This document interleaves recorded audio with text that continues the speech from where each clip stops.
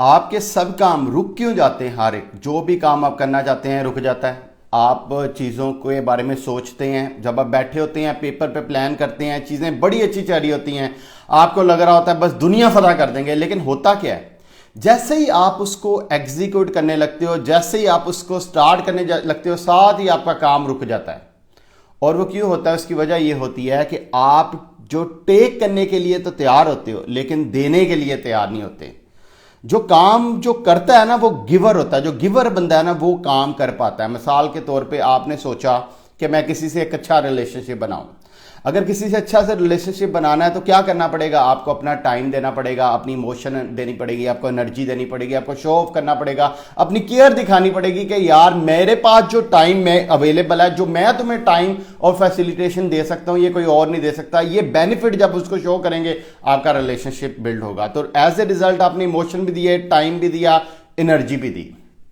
अब आप हस्बैंड और वाइफ का रिलेशनशिप है, अगर हस्बैंड चाहता है कि मेरी वाइफ जो है मेरी इज्जत करे तो उसे क्या करना पड़ेगा? उसे प्रोवाइड करना पड़ेगा, प्रोटेक्ट करना पड़ेगा, सिक्योर करना पड़ेगा अपनी वाइफ को। यानी कि बाहर जाना पड़ेगा, काम करना पड़ेगा, पैसे कमाने पड़ेंगे, बीवी को जाके देने पड़ेंगे, फिर आपकी इज्जत होगी। क्योंकि अगर आप एक्सपेक्ट करें आपकी बीवी आपकी इज्जत करे और बगैर इस वजह के करे, बगैर किसी गर्ज के करे, तो ये पॉसिबल नहीं होता रियल वर्ल्ड में। रियल वर्ल्ड में कुछ देना पड़ता है, उसके रिजल्ट में आपको रिस्पेक्ट मिलती है, उसके रिजल्ट में आपको पैसा मिलता है, उसके रिजल्ट में आपको दुनिया की हर चीज उसके रिजल्ट में सिर्फ मिलती है। जो आप देते हैं उसके प्रोपोर्शनेट में आपको वापस मिलता है जो भी आप देते हैं। इसी तरह एक वाइफ है, अगर वो चाहती है मेरा हस्बैंड जो है मेरी ख्याल रखे, मेरी केयर करे, उसे अच्छा बन के भी आना पड़ेगा, उससे ये प्रोवाइड करना पड़ेगा कि मैं as a human being, as a wife दूसरी लड़कियों से, दूसरी जो अपॉर्चुनिटियां उससे बेहतर हूं, उसकी केयर करनी पड़ेगी, उसे कपड़े धो के देने पड़ेंगे, उसे मसाज करना पड़ेगा, उसका ख्याल रखना पड़ेगा।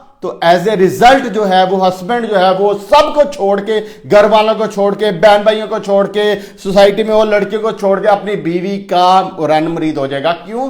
क्योंकि वो जो बीवी ने उसको जो अपॉर्चुनिटी प्रोवाइड किया है तो वो उससे बेहतर किया है जो उसके पास नॉर्मली अवेलेबल नहीं है मार्केट में। तो क्या हुआ कि जो उसके साथ स्पेंड किया हुआ टाइम है वो कंपैरेटिवली बेटर है जो बाहर वो टाइम स्पेंड करेगा।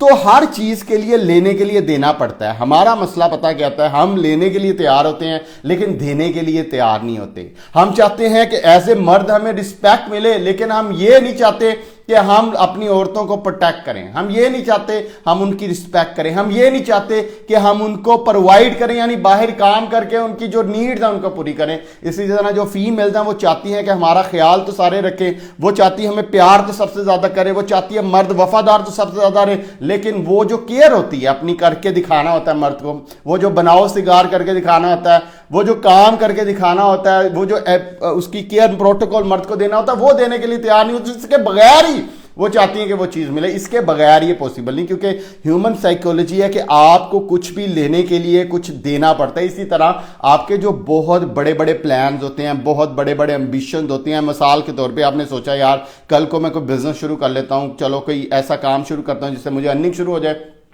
होता क्या है कि आप सारी प्लान आउट कर लेते हो, हर चीज आपने प्लान आउट कर लिया है, बल्ले बल्ले हो गया, हर चीज प्लान आउट होगी, लेकिन जब करने का टाइम आता है तो करने के टाइम पे एक मसला आता है। वो करने के टाइम पे मसला क्या आता है कि आपको कुछ ना कुछ देना पड़ता है।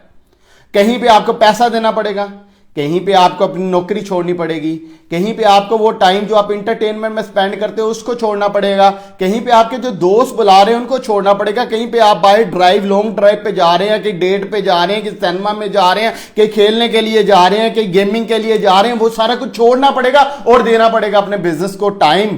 तब वो जाके आपका बिजनेस 2-3 साल के बाद जो वो बढ़ना शुरू होगा, ग्रो होना शुरू होगा। क्योंकि मसला ये है कि आप देने के लिए तैयार नहीं होते। अब 10 अटेम्प्टें करेंगे तो 8 से 9 अटेम्प्टें फेल होती हैं, 1 से 2 अटेम्प्ट पास होगी।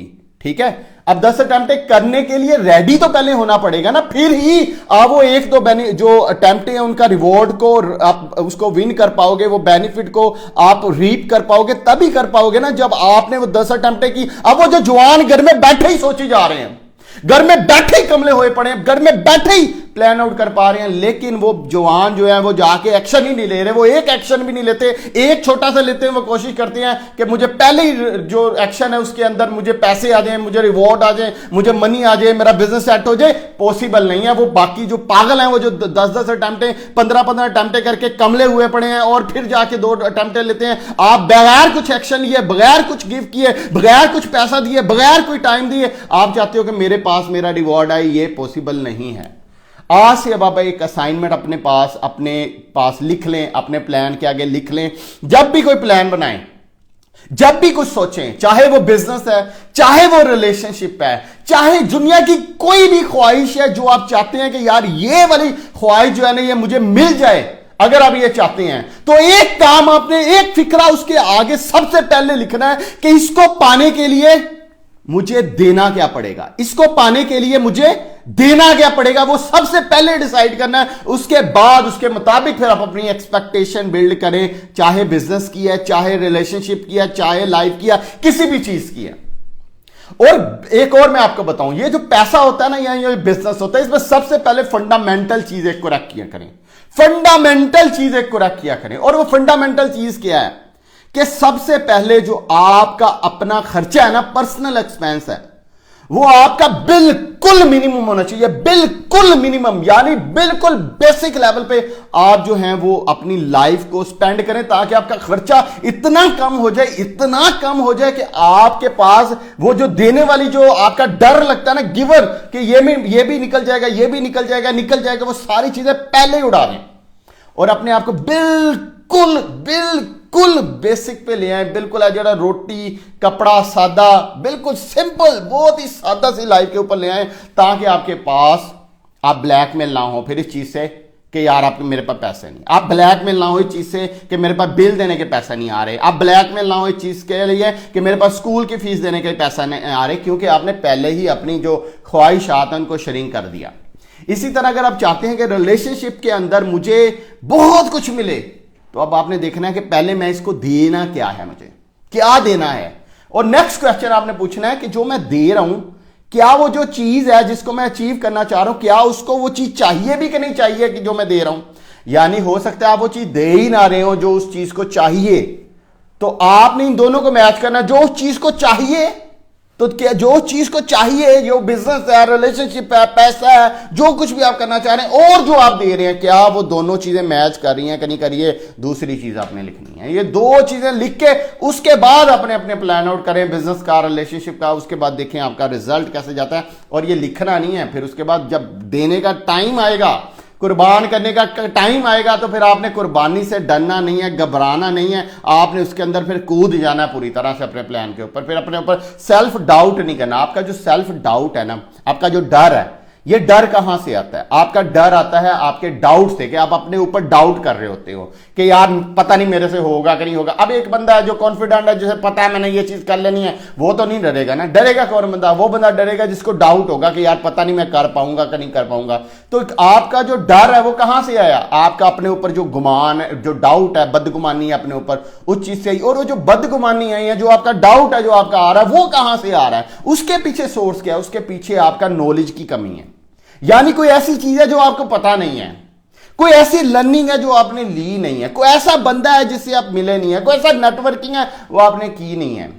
तो जब भी आपको डर लगे तो आप देखें कि क्या क्यों लग रहा है। वो इसलिए लग रहा है कि आपको किसी चीज पे डाउट आ रहा है, उसको आइडेंटिफाई करें। वो डाउट के क्वेश्चन मार्क लिखे हर जगह के ऊपर कि क्या क्या डाउट आ रहे हैं, और उन डाउट के पीछे जो नॉलेज नहीं लिया आपने, वो नॉलेज को आप गेन करें। जब आप वो नॉलेज को आप गेन करेंगे, जो जो आपकी चीजें नहीं, फिर आपके वो डाउट क्लियर होते जाएंगे। क्यों डाउट क्लियर होते जाएंगे? क्योंकि जो नॉलेज आपका मिसिंग था, वो नॉलेज अब आपने ले लिया है, इसलिए आपके डाउट जो है वो क्लियर हो गए। अब वो जो डाउट आपके क्लियर हो गए, जैसे ही आपके डाउट क्लियर हो जाएंगे तो क्या बच जाएगा आपके पास? सिर्फ नॉलेज, अंडरस्टैंडिंग और क्लैरिटी। नॉलेज और अंडरस्टैंडिंग और क्लैरिटी जब होगी तो फियर आपका खुद ब खुद खत्म होगा और आप एक्शन लेने वाले बन जाएंगे। अब आप अपना प्लान जो भी कर रहे हैं उसके अंदर ये चीज को अप्लाई करें। अपना बहुत सा ख्याल रखिए, कोई काम है तो जरूर बताइएगा। Thank you so much.